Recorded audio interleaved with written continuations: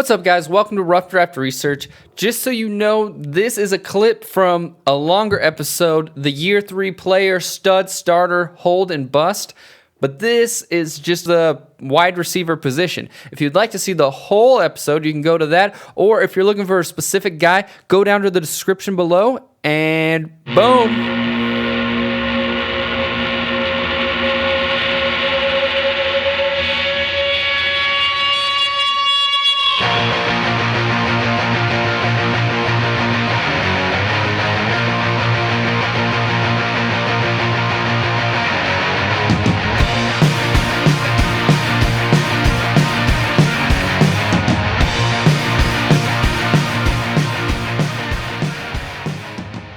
Now on over to Darther, who can explain what this episode is all about.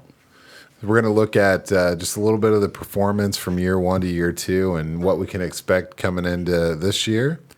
It's going to be pretty exciting because, you know, some of these guys are some pretty badass dudes. Yeah. You know, top tier at the positions. So without further ado, shall we take it off the top? All right. On to DK Metcalf. What do you guys think? Yeah, so Well, this dude's obviously a stud. Yeah. Yeah. So You're good. wide receiver guru pulling on up. DK Metcalf is amazing. So he comes in 2019 after Doug Baldwin has left the team. So he inherits that number 2 role, you know, day one. He's got Russell Wilson, who we're all pretty excited about. Oh, yeah, obviously. And then he comes in and puts up 900 yards and 7 touchdowns as a rookie. But he is one of the guys that has upped his game substantially going into year 2.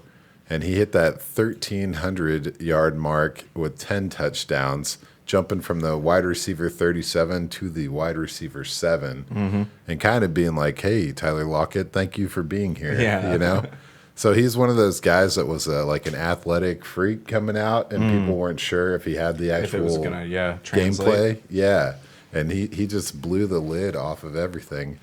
And it's going pretty well. He gets a new OC in Seattle. Shane Waldron. I don't know how to say names. Shane Waldron, who was coming from working under Sean McVay since 2017, primarily as a passing game coordinator. So it's kind of weird in Seattle. They're like, we need to run. And then they bring in a passing game guy. Yeah.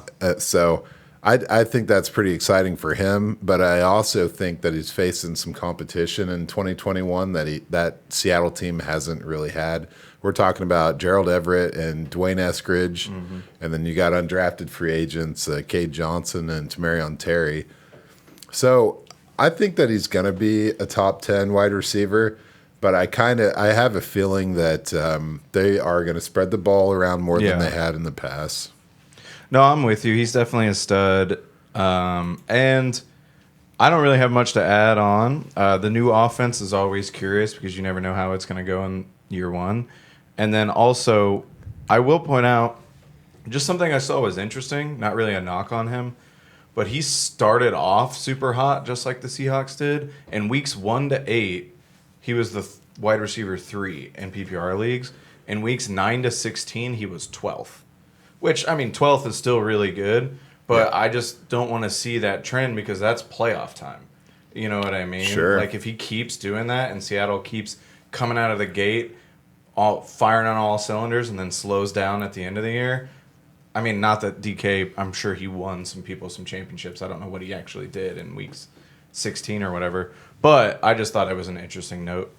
Yeah, it seemed like a lot of his early success was touchdown dependent. Yeah. And 10 touchdowns is not 1 per game. No. So you're definitely going to start to slip off. No one's putting up 1 per game, you know. Yeah. It's not all Travis Kelce's in this house. So. Next guy, that's one of your boys. Oh, my wide receivers, I mean. favorite. N'Keal Harry coming in. Oh, my God. I struggle with N'Keal. He's a bust for me. First round draft capital. He comes in to New England. Chris Hogan, Josh Gordon, and Gronk are all gone. Yeah. So opportunity is ripe. And then we see, you know, Edelman get 150 targets. James White got 95 targets. and he got 12 catches in that year. So it's not good. It's nothing I want to be a part of. There were some injuries, but nothing crazy. And so Cam is back under center, which doesn't really do him any favors. No. And then you think about, Johnny Smith and Hunter Henry and Nelson Aguilar, and then maybe Mac Jones starts playing. Mm-hmm. There's so much uncertainty there that I think I'm not really wanting anybody on the Patriots team, at least of all N'Keal Harry. I'm 100% with you. He's definitely our first bust of the night. And I like all your points.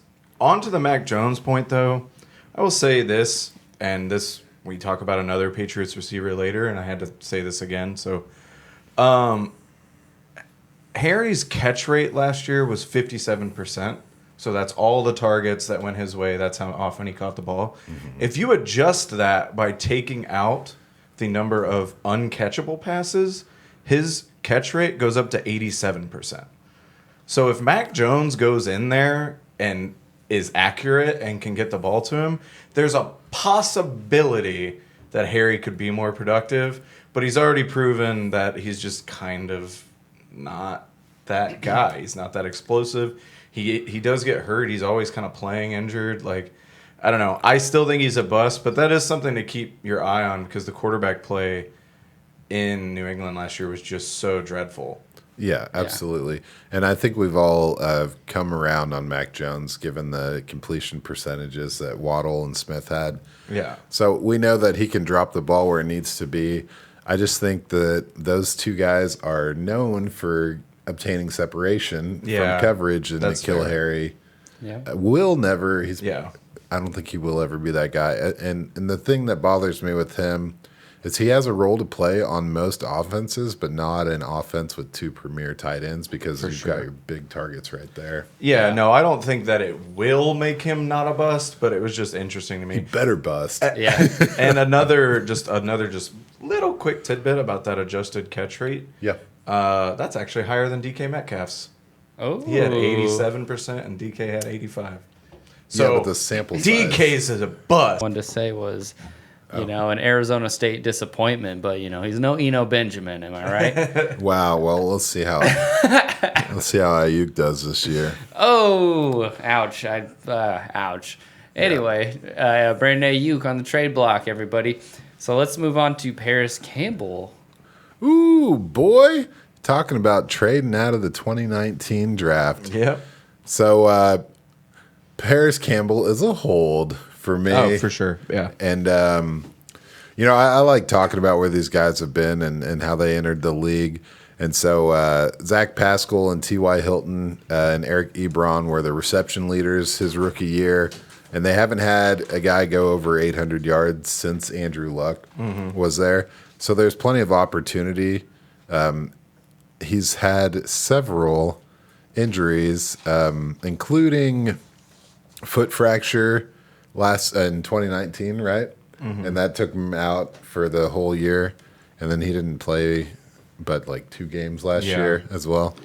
Yeah, he played in one and then got taken out immediately in the second. So there you go.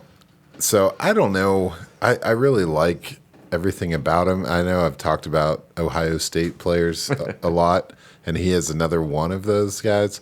But you got to think of the change from Phillip Rivers out of there. It's kind of big news for a speedster. Yeah. Even though it's Carson Wentz, it's like, what's going to happen here? But I think he has a lot of potential.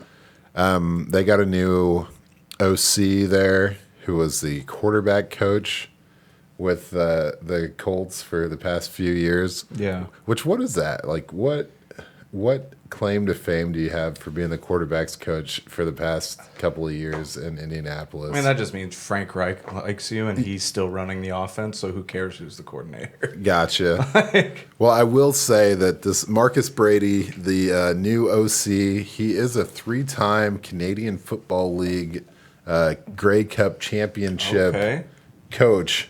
So once as OC and twice as passing game coordinator. Yeah. So he knows how to win in Canada. So I'm through the roof. I like Parris Campbell, and I can't get too crazy about him if he can stay on the field. I think people would be very happy to have him. I'm 100% with you. Ironically, because I traded him, he was a hold. Yeah, for me as well. But I just really wanted Elijah Mitchell doing this podcast. He was my boy. He's a depth piece. Yeah, I wanted to go get my boy.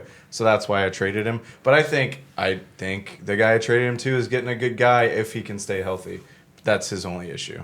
But I echo everything else you said, for sure. All right. I will mention I recently traded N'Keal Harry, so he's a bust for life. I'll be sad if that doesn't. He's probably going to be a stud now that I've traded him.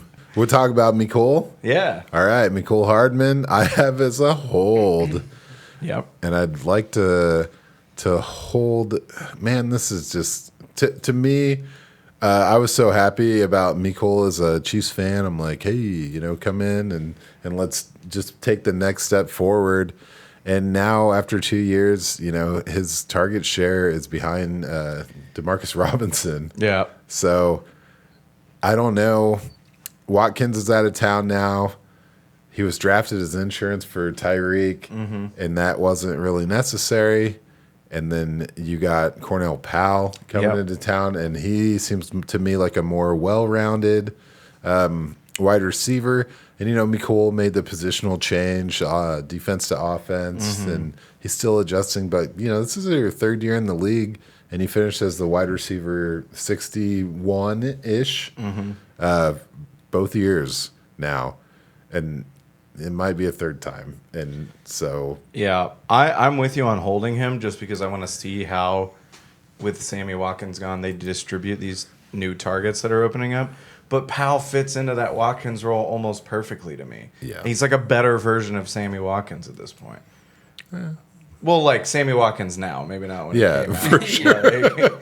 But, Sammy Watkins honestly has been kind of a bust. Yeah. He was supposed to be sick. But anyway, like right now... Clemson receiver replacing Clemson receiver right there. Yeah. Oh, yeah. Right now, I think I'd rather have Cornell Powell than Sammy Watkins. Oh, 100%. So, like... Probably for the rest of our known Dynasty lives. Would you rather have Cornell Powell or Mecole Hardman? Right now, Cornell Powell. Because I think he has a clear path to fitting into that role, which wasn't a huge role either. Sammy Watkins didn't have that much of the target share, but he had 14% of the target share compared to Mecole's 10%. But a huge part of it for me is that Mecole was only on the field 45% of the time, and Sammy Watkins was on the field 77% of the time. So if you're talking about who gets that role, it's going to be probably Powell, and he's going to be on the field more. Yeah. If he slides into that. Mecole just becomes a Tyreek Hill clone that's never on the field. Right. Demarcus Robinson's still on this team. So I'll just jump in. This is a stud, right? For sure a stud. AJ Brown kind of makes me sad. I hate to relive the past, even though I do it constantly. Regret is my best friend and my number one conversation topic.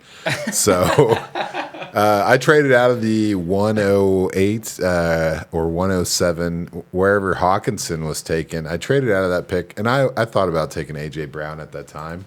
And it's whatever. It doesn't matter. So Tywin Taylor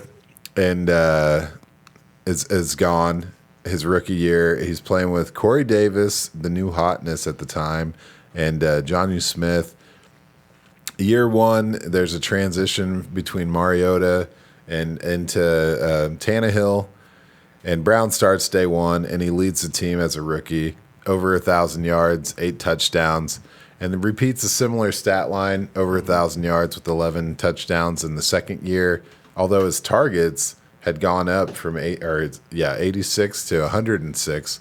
So the yards per reception went down pretty significantly. But you got to look at this offense and wonder who the hell else is catching that ball now. Dan, it's Julio Jones. Due to the editor of this podcast being very, very busy, he was unable to finish editing this episode before the Julio Jones trade. Do not blame Dan for this, for he is still the wide receiver guru. But, Brown should be able to, if he's the stud we all think he is, he should be able to deal with that. Oh, yeah, we can move straight own. Hollywood. Another brown. Brown, green, purple. Make it happen. So this run first offense, I got Hollywood Brown as a hold. I don't want to start him. He came in, and Michael Crabtree and John Brown left, and Mark Andrews is there, and that's all, right? Yeah. So why did you come in and put up some good numbers? He had a little bit of injury problems, but hit 14 games, but was stuck at 46 receptions, 584 yards, 7 touchdowns, pretty good. But he finished as a wide receiver, 46 as a rookie, upgraded in a minimal way and hit 36 in the second year. And I think our rankings are a little different. I used straight off of our own league scoring. Oh, I use Fantasy Pros because I thought it was more generalized. Yeah, Just that's do probably a Fantasy smart way Pros, to do it. PPR. Yeah. Hell yeah. Is that pretty similar to where you had him? I have him at 32. 32. Okay, so that's look at that. We got to check our rankings. But they got T. Martin in as the passing game coordinator, and Keith Williams in the house. So these guys have a little bit of history with a few successful wide receivers. You know, Devontae Adams, Tyreek Hill. That's someone that Williams has worked with. Obviously, T. Martin has some success. His own offspring, Amari Rogers, is doing all right. So he's also tied to Nelson Aguilar and Juju Smith-Schuster, worked with them in the past. So we all have heard the propaganda. I'm calling it propaganda at this point, that they're going to utilize the passing game. And they made it a point in the draft. You know, they took Rashad Bateman, 27th overall. And I think that what they need to do is utilize Bateman's skill set. And I don't think Marquise Brown is really going to benefit that much from a focus to the passing game unless he can get open deep and Lamar can start to throw it deep. It's a combination I'm not betting on. No, I'm with you. I have basically the same notes. I mean, so going on to Lamar Jackson's kind of inaccuracy issues, and I know it's for shamed upon to talk any negative about Lamar Jackson these days. Not in this house. Nope, that's okay. But Brown had a catch rate of 59%. If you take away those uncatchable balls, he jumps up to 82%. But you're not taking away those uncatchable balls. Exactly. So, but I'm saying, like, for this to work, and there was even an article that came out today that said the Ravens want to go deep more this year. Oh, yeah, if that's true, that is great for Marquise Brown because he is their deep threat. Like, that's his role. They probably want to win the Super Bowl this year too, right? Yeah, exactly. So, but a few things have to happen for him to be great and for that to happen. The first one is Lamar has to get more accurate. He just does. Like, I mean, he's an electrifying player. He's fun to watch, but he needs to be a more accurate passer if he's going to succeed on a consistent basis in the league. And then the other thing is there are now a lot of mouths to feed on that offense. Rashad Bateman, you mentioned. Tylan Wallace, Sammy Watkins. Those are just new names on the team. Yeah. Mark Andrews is still there. And I don't care how much they talk about wanting to be a passing game.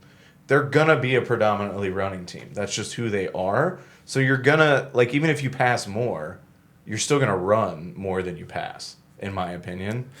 And so, like, If they want to win. Yeah, exactly. That's what they're good at doing. That's how they pound people into the ground. They need that passing game for if they go down. That's when they get screwed.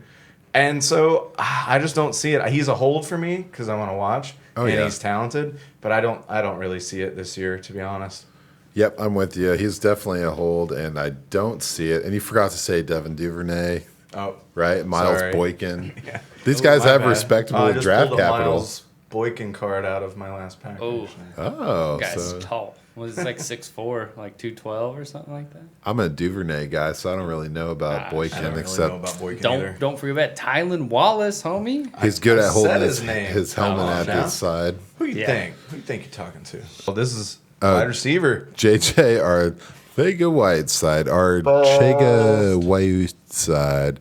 This right. guy is a busty ass motherfucker. He's busted. I was gonna say, are we moving on or? No, I'm just Yeah, I'd just say he got 30 targets in 2 years, so Yeah.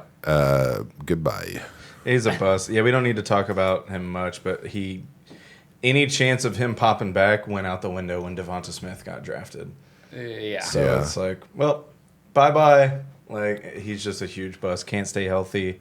Even when he's on the field, he's not productive. So Yeah, I've seen he missed one game due to a calf injury, and I didn't really see any other notable injuries. So it's just like sucking ass. he only played 7 games last year. Mm-hmm. Yeah.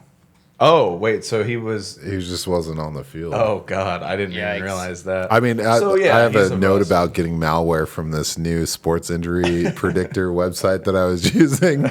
I won't go too far into it, but yeah, it listed he had an injury in a preseason game and missed a single game because of it. Wow. The next guy, who also only played 7 games last year, and Deebo Samuel, I'm still calling him a starter.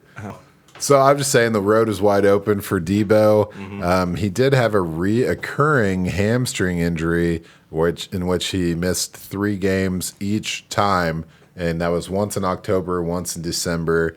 So that's 6 games missed on the hamstring, and then we also have a foot injury with 3 games missed there.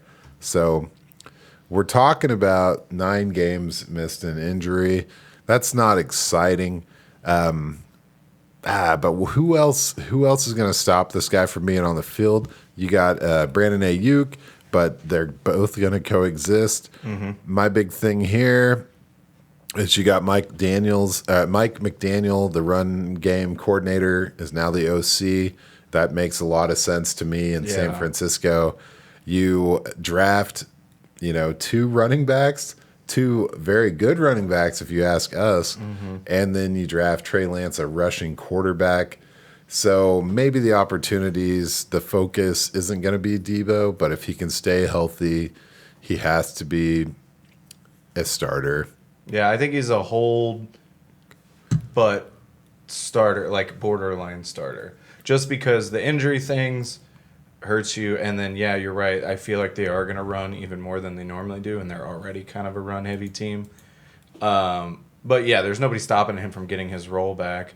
And like you said earlier, unlike Whiteside, when he's in, he's productive. Right. So I'm with you. I'm fine with him in the flex. Okay. Yeah, that's a basis. flex spot, right? Sure. If we want to go busting out some Cardinals Go bust. wide receivers. This one should be fast. Yeah, so 48 targets in 2 years. Andy Isabella. Yep, Andy Isabella. Sorry. Yeah, I wasn't even going to say his name. But he's not a part of this offense. No, and He they was just healthy. drafted Rondale Moore, who's a better version of what he is. Yeah. So, I mean, if anything, Christian Kirk still has opportunities here. yeah. But A.J. Green, Rondale Moore, DeAndre Hopkins, goodbye, Andy. 100%. Bounce on. He anyway, needs to. Scary Terry. Let's do it. You're even in the There we jersey. go. Ooh, baby. So he's a bust, right? He is busting down walls like the Kool-Aid man. I don't know. I guess I wasn't as friendly as you. I have him as a starter, even though he should probably be a stud. I have him as a stud. Okay. But stud borderline starter. I mean, 23rd overall according to Fantasy Pros. So that's like a wide receiver 2 type guy. So that's a starter, I guess. So maybe not a stud. Maybe I'm too high on him. Anyway, I'll let you talk. No, I mean, I love him. So he came in and led the team as a rookie, but no one else topped 400 yards in that offense, and that cost Jay Gruden his job. And so enter Ron Rivera, Jordan Reed, and Jameis Crowder and Josh Doxson all left, and Terry came in and was just like, give me everything you got. Yeah. He had some really, really horrible quarterback play. I love you, Alex Smith, Dwayne Haskins, come on now. But now you're talking about setting him up with Fitzpatrick. Let's go. My God. So the competition for targets is going to be higher than it has been with Curtis Samuel, Diami Brown in the house. But Fitz is there, man. So I feel like all of that competition, there's no way he doesn't at least break even with the production he's had, which was 900 plus yards as a rookie, 1,100 plus as a a sophomore, but only 4 touchdowns last year, I don't and like that's the that, number yeah. that's going to change. And I think that's the number that's going to push him into the wide receiver 1 territory. I'll sure. put him as top 15. I don't think he cracks the top 12 personally. Yeah. I think his targets will go down. He had 128 targets according to Pro Football Focus.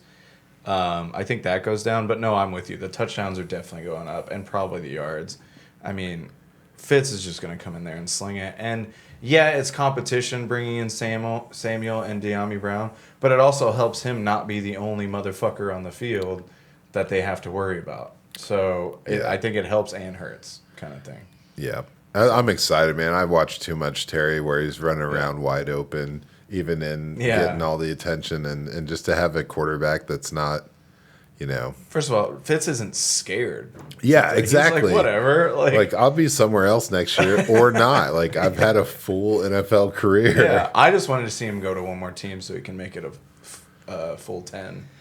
I want to see him finish career with Washington and just like drive to the playoffs, deep in the playoffs. So I was really proud of that pick, the 207. Yeah, and I tried to get him off you at one point. I was going to wait to take him with my 3rd round pick, which was the 307, because I thought that he would slip, but I was so into him with the tape, I always tell this story that I was watching Greedy Williams film because I wanted the Chiefs to take him. Yeah. And I was wondering why he was covering Terry McLaurin instead of Parris Campbell when they played Ohio State. Yeah. And then I started watching Terry McLaurin and I was like, oh shit. That's why. Yeah. And so, yeah, man. So another one of my Buckeyes. Gotta love it. I got them all now, man. I'm like one Michael Thomas away from having every Buckeye in the world. Sorry, Zeke, you're not invited. Shit. I don't want to talk about this guy. Let's talk about him. Diontae Johnson. This was my 3-7 at the time. And Antonio Brown leaves town, and Juju is the heir apparent. Oh, wait. Juju has a pretty crappy year and finished 3rd on that team after James Washington and Diontae Johnson. James Washington led the way there in 2019. It was a very impressive campaign on his part. Biletnikoff winner. Anyway, Diontae finished the year as a wide receiver 4, high-end wide receiver 4. He comes into 2019. I know our numbers vary, so I'm just going with the wide receiver 4. He comes in 2019 and has 144 targets. Yeah. Holy shit. And only 923 yards. That was Big Ben's fault. He had 7 touchdowns, a couple of concussions. Whatever. Finishes as a back-end wide receiver 2. I trade him for N'Keal Harry and Brian Edwards, so sweep that under the rug. But I think the thing to mention with the 2021 season is that the running game is back. Yep. And that's going to eat into his action. He was an intermediate target, and Najee's going to eat that shit up. And if you look at how Chase Claypool came on the scene and just busted in, I think that is going to eat into Deontay's work. I still think he's amazing. I think he's kind of getting overhyped. I'm not happy that he's not on my team anymore, but I'm not like super sad about. I'm still super sad about it. So someone else to talk about him. No, you're good. And I mean, Juju's working on the outside more so far in training camp, which could again take away from his targets. But no, I think he's a starter. Like a flex starter. He's a starter for sure. But the Big Ben issue, when you're talking about Dynasty, that line casts a large shadow over all these Pittsburgh receivers. Because first of all, is Big Ben going to be any good? That number one. And then number 2, is he retiring at the end of the year? So then is it going to be Dwayne Haskins next year or Mason Rudolph? Both guys I'm already out the door on. So it's just an like I have a Steelers receiver, and I'm really hoping at the end of the year he goes to a different team because I don't know what the hell's going on. Yeah, with Pittsburgh's quarterback room. We all know that Jameis Winston is not going to re-up with the Saints. He's going to go to Pittsburgh. See, that would be fun. They're going to win the Super Bowl next year. Oh, okay. Well, I guess I didn't get them in. Yeah, heard it We here all know voiced. that. But That would happen if Winston went to Pittsburgh, just by the way. But That's fair. Well, I echo everything else you said about Diontae. I'm just worried about the quarterback room. yeah, I think that was a big part of me trading him too. Jakobi Meyers. He's another guy that has a huge jump if you take his catch rate, which was 73%, to his adjusted catch rate, which was 90%. But I think Myers still has a role in this offense, but you're kidding yourself if you think he's getting 78 targets after they signed Nelson Aguilar, Kendrick Bourne, Jonnu Smith, Hunter Henry, and now apparently they're interested in trading for Julio Jones. You are absolutely joking yourself if you think Myers is going to be their leading receiver again. Yeah. So to me, he's not a bust, but Yeah. I don't want him on my right. He's not a bust because he was an undrafted free agent. So Right. like whatever. What do you got for the touchdown numbers? 0. Yeah.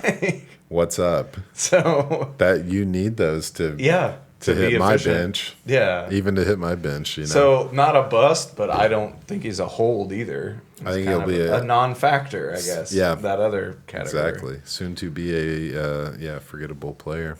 I'd say, speaking of getting the starting job swiped away from them, Darius Slayton. Yeah. Oh yeah, dropped a 4th on the depth chart after one offseason. It's pretty rough. Yeah, dude. Who's talk third on there?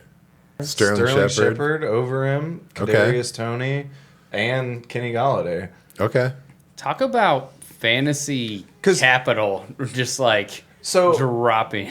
he's like a similar size to Tony, so I think Tony takes the job. That's why I have Shepard over him, because Shepard has got like another role to play. Yeah. I'm also admittedly always been really high on Sterling Shepard, even though Okay. all of the evidence points in the Okay. other direction. I go the other.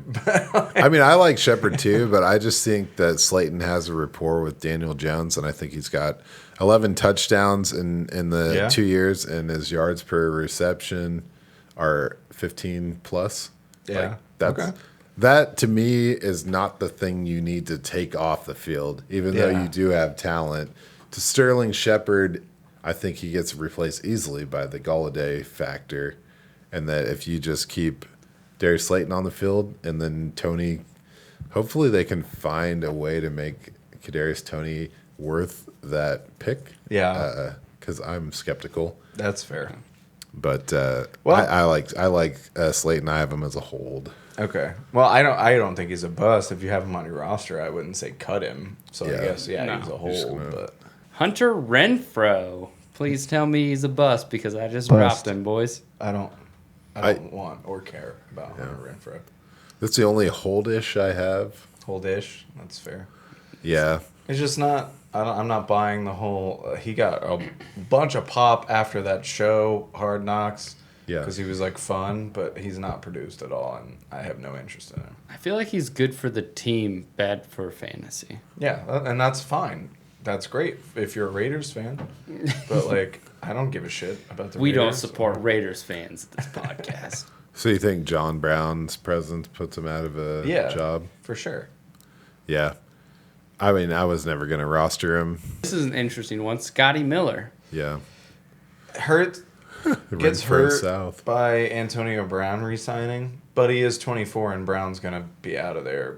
I would assume after this year. Jalen Darden. Yeah, so like it's tough, but I say hold on Scotty. He did enough last year that I think he's worth watching.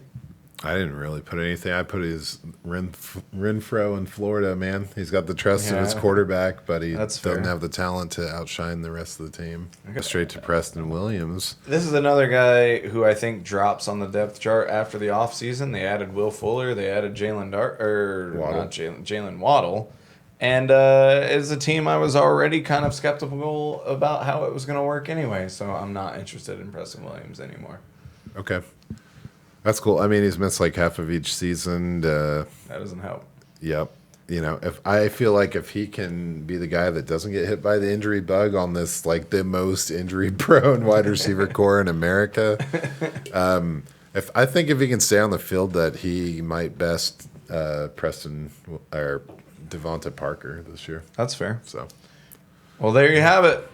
That's it. Join us next week. Third-year guys. Next week for the second-year guys. Yeah, so that was 3rd years, and we're kicking it. We're going in reverse 2nd year, and it's all in the clear after that. Well, we hope. Oh, there goes headphones. Yeah. Hey, Rough Draft Preachers, thank you guys so much. Thanks for sticking around with us. Scary Terry. Thank you so much. Peace out. Sam, give it on the first and the series.